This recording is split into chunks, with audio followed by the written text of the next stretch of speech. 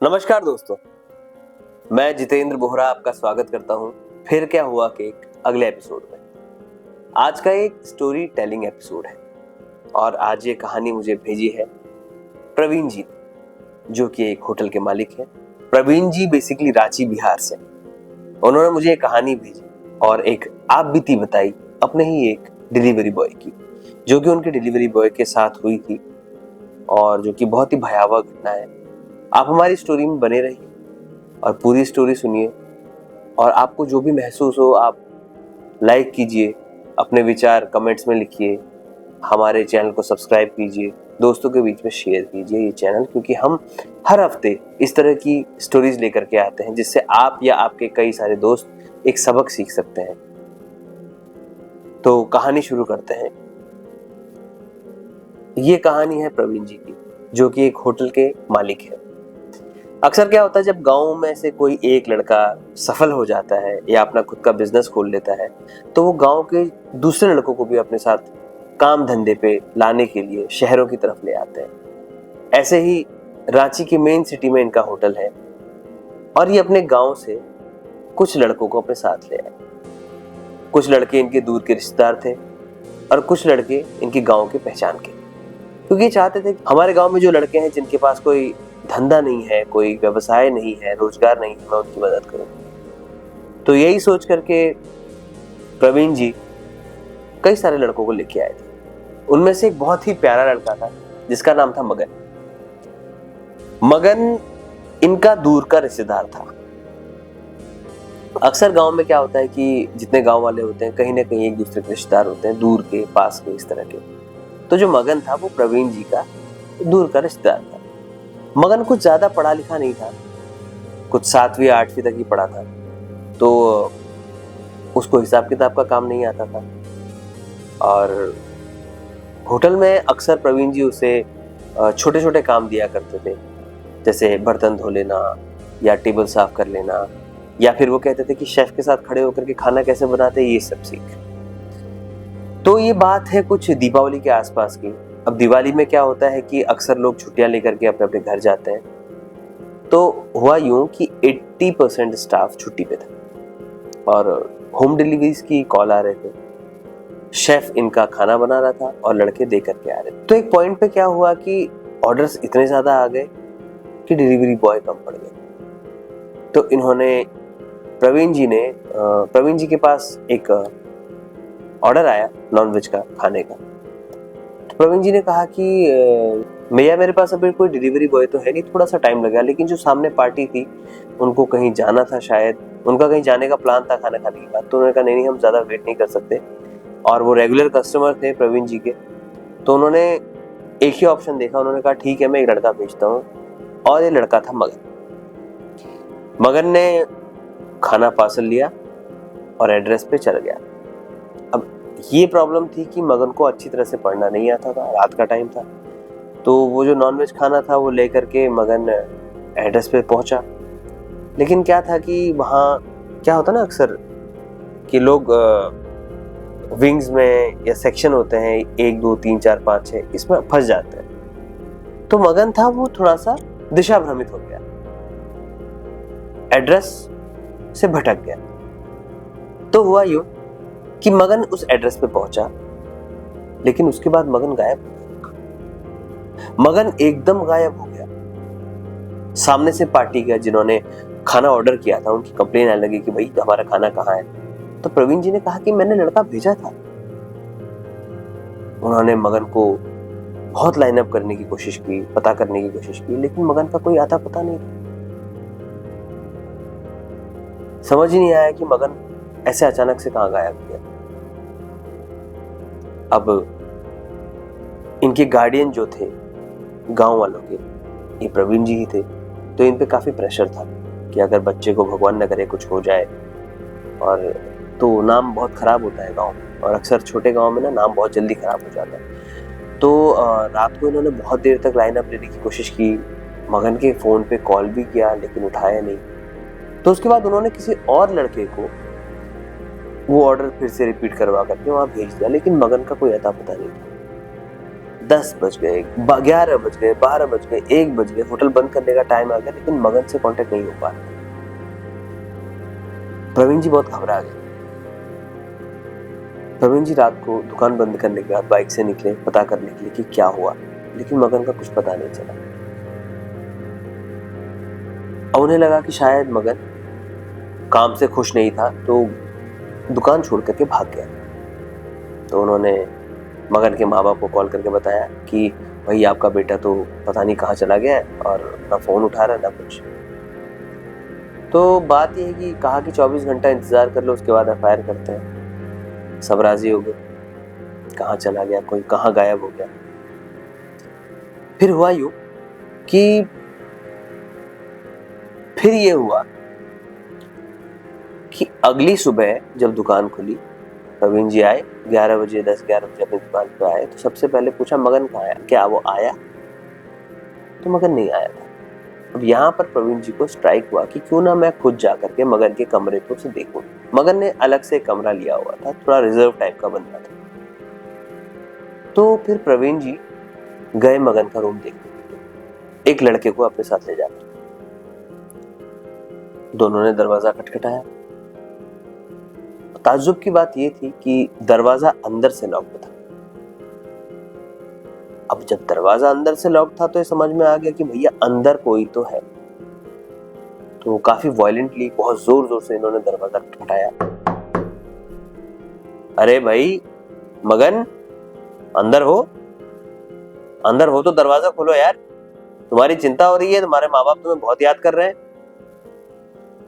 कल रात को अगर कुछ गलती हुई है तो कोई बात नहीं, हम तुम्हें माफ कर देंगे, दरवाजा तो खोलो। लेकिन अंदर से कोई आवाज नहीं आई, अंदर से कोई रिस्पॉन्स नहीं था। ये लोग भी घबरा गए कि क्या हो गया। तो इन लोगों ने क्या किया कि उनको कुछ संभावना लगी तो इन लोगों ने पुलिस वालों को बुलाया। तो 2 कांस्टेबल आए, उन्होंने कहा कि दरवाजा तोड़ के चेक करते हैं, क्योंकि अंदेशा ये भी होता है कि क्या पता डिप्रेशन में आकर के लड़के ने कोई गलत कदम तो नहीं उठाया। तो जैसे ही उन लोगों ने दरवाजा खोला, धक्का मार करके एक धक्के में दरवाजा टूट गया। देखा कि अंदर बेड पर मगन बेसुध पड़ा हुआ और बहुत कमजोर सा लग रहा था। ऐसा लग रहा था जैसे अचानक से उसका 15-20 किलो वजन कम हो गया है। एक बार के लिए तो प्रवीण जी मगन को पहचान तक नहीं पाए कि ये मगन ही है। लेकिन मगन ने हाथ में एक टैटू बनवाया था, तो उसमें मगन लिखा था, अपना नाम लिखा था। तो उससे वो पहचान गए कि हाँ ये तो वही है। लेकिन सबसे ज्यादा आश्चर्यचकित कर देने वाली बात ये थी कि ओवरनाइट किसी बंदे का वजन 15 से 20 किलो कैसे गिर सकता है। यंग 22 साल का लड़का, ऐसा कैसे हो सकता है। उन्होंने मगन को उठाने की कोशिश की, लेकिन कोई रिस्पॉन्स नहीं था। तो प्रवीण जी ने चेक किया, जो पुलिस वाले आए थे उन्होंने भी चेक किया कि उसकी धड़कनें चल रही हैं, लेकिन वो कोई रिस्पॉन्स नहीं दे रहा है। अब फिर उसके बाद एम्बुलेंस को बुलाया गया और मगन को हॉस्पिटल ले जाया। पता चला कि मगन कोमा में चला गया। एक डॉक्टर कह रहे थे कि ये टेम्पररी कोमा है, तो जैसी दवाइयों का असर होगा या कुछ ऐसा होगा तो जल्दी होश में आ जाएगा। अब फिर भाई किसी की वजह से दुनिया तो रुकती है नहीं, दुनिया चलती रहती है। ये दुनिया चलाए मान, किसी की वजह से रुकती नहीं। तो होटल चलता रहा और थोड़ा बहुत भी जो फाइनेंशियल हेल्प प्रवीण भाई कर सकते थे उन्होंने मगन को की, उसके हॉस्पिटल बिल्स पे कर दिए। एक्चुअली प्रवीण जी ने अपने जो गांव के बंदे थे सबका इंश्योरेंस करके रखा था, तो पूरा खर्चा तो इंश्योरेंस आ ही रहा था, तो टेंशन फ्री थे कि भैया खर्चा कहाँ से आएगा। तो अपनी तरफ से एक अच्छे इंसान, एक अच्छे व्यक्तित्व के तौर पे वो मगन के पीछे खर्चा कर रहे थे। कुछ 10 से 15 दिन हुआ था कि मगन को होश नहीं आया। वो सलाइंस पे था, ग्लूकोज पे था। गांव से उसके मम्मी पापा भी आए थे, सब परेशान थे कि भाई मगन को अचानक से ऐसा क्या हो गया, क्या हुआ डिलीवरी में। लोगों को ये भी शक था कहीं किसी ने कुछ खिलाया तो नहीं या किसी ने कुछ कर दिया हो, क्योंकि गांव वाले अक्सर ये सब चीजें जल्दी पकड़ लेते हैं। तो भाई उसके बाद मगन जो था 16 या 17वें दिन, जैसा कि मुझे प्रवीण भाई ने बताया, मगन को अचानक से होश आया रात को 1 बजे।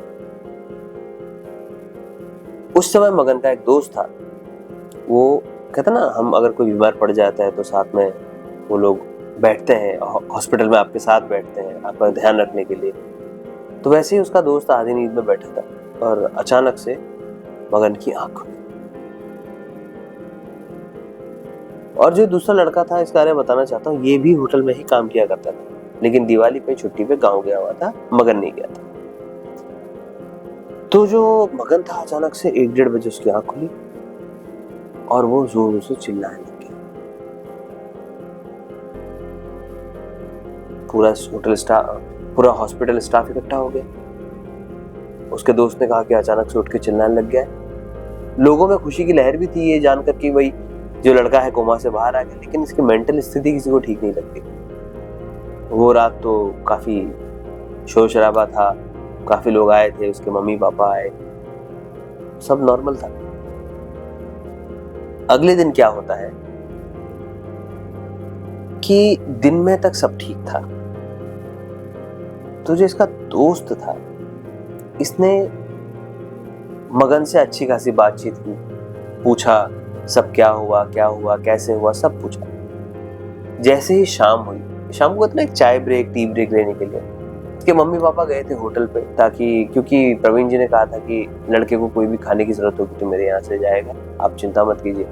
तो लोग शाम को कुछ 6-8 बज रहे थे और गाँव वालों की आदत होती है कि वो जल्दी खाना खा लेते हैं। तो खाना खाने के लिए उसके माताजी और पिताजी मगन के होटल में गए हुए थे और उनके लिए पार्सल करवा रहे थे। उसका दोस्त जो था वो उनके साथ बैठा हुआ था, जो उनकी टेक केयर कर रहा था। तो लड़के ने कहा कि मुझे थोड़ा सा सिगरेट पीनी है, मुझे थोड़ा फ्रेश होना है, मैं आता हूँ 2 मिनट। और मगन भी एकदम ओके था, ठीक था कि ठीक आप ओके, आप जाओ, तुम जाके, मैं अकेला हूँ। कुछ आधे घंटे का ब्रेक पे मगन का दोस्त गया हुआ था, लेकिन जैसे ही वो वापस आया, उसने देखा कि मगन ने वहीं हॉस्पिटल के पंखे में लटक के सुसाइड। पूरे हॉस्पिटल में एकदम हड़कंप सा मच गया, सब लोग एकदम परेशान से हो गए, भाई अचानक से क्या हुआ। एक दिन पहले तो लड़का उठा था, जितनी खुशी थी प्रवीण भाई की, उनके माता पिता की, उनके दोस्तों की, पूरे होटल स्टाफ की, अचानक से मातम में बदल गई। सब लोग कुछ समझ ही नहीं पाए कि मतलब ऐसा क्या हो गया कि भाई अभी तो होश में आया था लड़का, 24 घंटे भी नहीं हुए और अचानक से ये सब हो गया। किसी को कुछ समझ में नहीं आता कि ये हुआ क्या। जिसको जाना था वो तो चला गया। सब लोग बहुत परेशान थे, क्या हो गया क्या हो गया। 13वीं भी हो गई। उसके बाद जो ये दोस्त था मगन का, इसका नाम मुझे उन्होंने कंफर्म नहीं बताया है, तो एज्यूम कर लेते हैं उसका नाम था हरीश, क्योंकि उन्होंने मुझे बताया कि कुछ तो ऊपर नीचे बताया था, मुझे आवाज साफ नहीं आई। ये जो हरीश था ना, इसको कोई बात खाई जाती, किसी भी काम में इसका मन नहीं लग रहा था और ये कस्टमर से भी थोड़ा सा अकड़ के बात कर रहा था। तो ये सब देख करके प्रवीण भाई को बड़ा गुस्सा आया। उन्होंने कहा क्या है, ये कोई तरीका होता है कस्टमर से बात करने का? कोई हमारे यहाँ खाना खाने आता तो इस तरह से बात करेगा? है कौन तू? तो ये बंदा जो हरीश था, ये प्रवीण भाई भी चिढ़ गया। तो प्रवीण भाई समझ गए कुछ तो प्रॉब्लम है। उसके बाद मैं तुझे रात को बात करता हूँ। अब रात को जब दोनों ने बात की वो ये थी, प्रवीण जी ने हरीश से पूछा कि भाई बताओ क्या बात खाएगा। यहां पर जो हरीश ने बताया, ये सुनकर के आपके कान खड़े हो जाए। हरीश ने बताया कि वो जो दिन का टाइम था, जब मगन को होश आया था, रात को तो जो होश आया था वो ठीक, बस वो उसके बाद उसको नींद आ गई थी। और सुबह जब उठा था, उसने चाय नाश्ता किया, उसके बाद हरीश ने मगन से पूछा कि भाई क्या हुआ क्या था ऐसा। तो यहां पर मगन ने बताया कि वो डिलीवरी जब लेकर के घर गया, वो एक्चुअली गलत पते पे पहुंच गया। सेक्टर ABCD इंग्लिश में लिखा था और वो पढ़ा लिखा नहीं था, तो वो किसी गलत एड्रेस पे पहुंच गया। तो मगन ने बताया कि जैसे ही वो घर में पहुंचा, घर उसने घंटी बजाई, थोड़ी देर तक कोई नहीं आया अंदर से। उसने 2-3 बार और घंटी बजाई तो अंदर से किसी के खांसने की आवाज आई और किसी बुढ़िया की आवाज है। उसने कहा हाँ हाँ आ रही हूँ, रुक जा। तो मगन रुक गया। कहा आंटी आपका पार्सल आया है। तो आंटी ने पूछा क्या मंगाया है। तो मगन ने जवाब दिया आंटी पता नहीं, खुशबू से लग रहा है कि शायद नॉनवेज है। ये बोला ही था कि जो दरवाजा था वो अचानक से खुला, हल्का सा। उसमें से आधा फेस निकाल करके एक बुढ़िया आंटी ने मगन को देखा और कहा क्या हुआ, किसका पार्सल। तो यहाँ पर यार मगन ज्यादा पढ़ा लिखा था नहीं, तो उसने मासूमियत से कहा आंटी आप ही का पार्सल है, शायद आप ही घर का है, एड्रेस आप ही का है। तो बुढ़िया ने पर्ची पकड़ी, पूरा दरवाजा खोल दिया, कहा बेटा अंदर आ जा। अब यहाँ पर मगन ने बताया कि वो पता नहीं क्यों उस घर के अंदर खींचा चला गया। उसको नहीं था अंदर जाने का मन, लेकिन पता नहीं क्यों वो अंदर चला गया। आंटी ने कहा कि बैठ बेटा, तू थक के आया होगा, मैं तुझे पानी देती। तो क्या होता है ना, जब कोई आव भगत होता है, इस तरह के जो मेहनत कश लोग होते हैं वो थोड़ा इमोशनल हो जाते हैं। तो यहाँ पर शायद मगन भी थोड़ा इमोशनल हो गया और बैठ गया। पार्सल उसने टेबल पे रखा सामने और देखा कि वहां 3-4 लोग बैठे हैं जो कि अजीब तरह से बिहेव कर रहे हैं। लाइक मगन मुंह के सामने बैठा है लेकिन उसे देख तक नहीं रहे, और एक जगह ऐसे स्टेच्यू की तरह होकर के बैठे हैं, एकदम पत्थर की मूर्त बन के बैठे। ये चीज मगन को बहुत ऑकवर्ड लगी कि भाई ये क्या है। थोड़ी देर में जो गुड़िया थी वो पानी लेकर के आई। मगन ने पानी पिया। आंटी ने कहा बेटा भूख लगी है तो मेरे पास बिस्किट्स हैं, खाएगा। मगन का मन तो नहीं था मना करने का, फिर भी कहने लग गया फॉर्म के नहीं नहीं आंटी है। तो आंटी समझ गई, तो बिस्किट भी लेके आ गई। जैसे ही वो बिस्किट खाए मगन का सर घूमने लग गया, जोरों शोरों से घूमने लग गया। उसको ऐसा लग रहा था कि दीवारें इधर की उधर खिसक रही हैं और सब कुछ इधर उधर। और उसने धुंधली ही आकृति में देखा कि 3-4 लोग थे उसकी तरफ देख रहे हैं और उनके चेहरे पे एक बड़ी अजीब सी एक विकृत सी स्माइल थी, एक डेविलियस स्माइल थी। और ये देखते देखते मगन की आंखें धुंधली पड़ गई और अब बेहोश हो गया। मगन ने जब दोबारा अपनी आंख खोली तो उसने पाया कि जिस कमरे में वो था, जो वो देख रहा था कि इतना साफ सुथरा चकाचक कमरा है, अच्छे बेड बिस्तर और बिल्कुल बहुत अच्छा घर है, जब उसकी आंख खुली तो वो जस्ट अपोजिट था। उस घर में हर जगह मकड़ी की जालियां लगी हुई थी, कचरा पड़ा हुआ था, गंदा घर था, स्मेल आ रही थी बहुत ज्यादा। और सबसे ज्यादा डराने वाली बात ये थी कि उस घर में 2-3 कंकाल पड़े हुए थे। वो भी कौन सी मुद्रा में बैठे थे, जिस मुद्रा में मगन बैठा हुआ था, ऐसे दीवार का सहारा लगा के।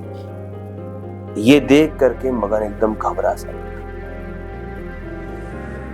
मगन उठा लेकिन उसका सर घूम रहा था बहुत ज्यादा। उसने दरवाजा खोल करके बाहर जाने की कोशिश की लेकिन दरवाजा लॉक हो चुका था। यहाँ पर मगन बाहर जाना चाहता था लेकिन उसे लग रहा था कि किसी चीज ने उसे पकड़ा हुआ है। उसे एहसास हो रहा था कि 5-6 लोगों ने उसे पकड़ के रखा है जो उसे बाहर नहीं जाने देना चाहते थे। मगन बहुत परेशान होने लग गया। मगन रोने लग गया, कहने लगा मुझे जाने दो, मुझे छोड़ दो, मेरे से बहुत बड़ी गलती हो गई, मैं शहर छोड़ के चला जाऊंगा, मैं अपने गांव चला जाऊंगा, मुझे छोड़ के जाने दो। और उसे 5-6 लोगों की हंसने की आवाज आई। तो उसे बुढ़िया दिखी, उसने कहा कि खाना तो तू बहुत अच्छा लाया था लेकिन तेरा स्वाद हमें ज्यादा अच्छा लग रहा है। ये सुनते ही मगन कहते ना, मतलब बहुत घबराहट में चिल्लाने लग गया। मगन ने बहुत हिम्मत से नाम लेकर के, जिसको भी आराध्य मानता था, उनका नाम लिया और अचानक से दरवाजा खुला। उसकी किस्मत अच्छी थी, किस्मत इतनी अच्छी थी कि दरवाजा खुल गया और वहां से मगन ने दौड़ लगाई सीधे अपने घर। उसने देखा कि अधरात हो चुकी है, आधी रात्रि हो चुकी है, पूरा शहर बंद हो चुका है, कोई नहीं है। और उसने देखा कि वो दौड़ रहा है और वो जो 4-5 लोग थे पीछे, मतलब लोग नहीं कह सकते, मैं उनका एंटिटीज बोल सकता हूँ, वो उसका पीछे पीछे भाग रही थी, दौड़ रही थी उसके पीछे पीछे पकड़ के। और पीछे से आवाज आती, रुक जा, तू जहां तक भी भागेगा हम तुझे पकड़ लेंगे, तू भाग नहीं सकता, मगन रुक जा। ये आवाज आ रही थी। फिर पीछे से बुढ़िया की चिल्लाने की भी आवाज आई कि जितना भागेगा हम तुझे उतना ही सता करके मारेंगे, तू जितना भागेगा हम तुझे उतनी बुरी तरह से मारेंगे, तू रुक जा। लेकिन यहाँ पर मगन ने पीछे नहीं देखा। मगन दौड़ता दौड़ता अपने घर गया, घर को दरवाजा खोला, अंदर से बंद किया, लॉक कर दिया। फिर वो कोमा में चला। तो जब ये कहानी हरीश ने बताई प्रवीण जी को कि ऐसा ऐसा उसके साथ हुआ था, तो एक बहुत बड़ी मिस्ट्री रहेगा। ये आज तक भी एक मिस्ट्री है कि वो कौन सा ऐसा पता था जहां मगन गलती से चला गया था और उसके साथ इतना बड़ा हादसा हो गया जिसका खामियाजा उसको अपनी जान देकर के चुकाना पड़ा। मगन भी इस दुनिया को छोड़ के चला गया और ये कहानी एक रहस्य बन गई प्रवीण जी के लिए, जो उन्होंने हमारे चैनल के माध्यम से हमारे साथ शेयर की है। और उन्होंने कहा कि इसके पीछे ये सीख है कि आप बेसिक पढ़ाई कीजिए और जहां पर भी आपको नेगेटिव फीलिंग आए आप मत जाइए, बच के रहिए, सजग रहिए, सतर्क रहिए। फिलहाल ये कहानी थी मगन भाई की, जो कि अभी दुनिया से जा चुके हैं। और प्रवीण जी ने बहुत ही दुखी मन से हमें स्टोरी भेजी, कहा कि कोई भी अगर इस कहानी से सबक सीखना चाहे तो सीख सकता है। और मुझे अच्छा लग रहा है कि स्टोरी मैं आप लोगों तक पहुंचा पाया। तो दोस्तों, आप लोगों को कैसी स्टोरी लगी, स्टोरी को लाइक कीजिए, कमेंट कीजिए आपको स्टोरी कैसी लगी, शेयर कीजिए हमारे चैनल को अपनी फैमिली फ्रेंड्स तक, हमें सब्सक्राइब कीजिए। मैं नोटिस कर रहा हूँ कि हमें सब्सक्राइबर्स ज़्यादा नहीं मिल रहे हैं, लोग आते हैं वीडियोस देखते हैं लेकिन सब्सक्राइब नहीं करते। प्लीज़ ऐसा मत कीजिए, हमें सब्सक्राइब कीजिए, क्योंकि मैं हर हफ्ते कुछ ना कुछ इस तरह की कहानियाँ लेकर के आता हूँ जिससे अभी की जनरेशन एक सबक सीख सके, इस तरह की गलतियाँ न दोहराए। कंसर्न रेज हो लोगों के बीच में कि कुछ चीज़ें इस तरह की भी होती हैं जिनको अवॉइड करना अच्छा होता है। जल्दी ही मिलूंगा आपसे फिर क्या हुआ के अगले एपिसोड। हमें इंस्टाग्राम पे फॉलो कीजिए और जल्दी ही मैं और मर्चेंटाइज भी लेके आने वाला हूँ फिर क्या हुआ की। और मेरी कोशिश रहेगी कि आप हमारे परिवार को और स्ट्रॉन्ग बनाइए और बड़ा बनाइए। प्लीज़ शेयर कीजिए, सब्सक्राइब जरूर कीजिए और एक बेल नोटिफिकेशन होता है उसको ऑन जरूर कर दीजिएगा, ताकि जैसे ही मैं कोई वीडियो डालूं आप तक नोटिफिकेशन आ जाए। इसी के साथ आज की ये कहानी समाप्त करता हूँ। Thank you so much. जय श्री राम।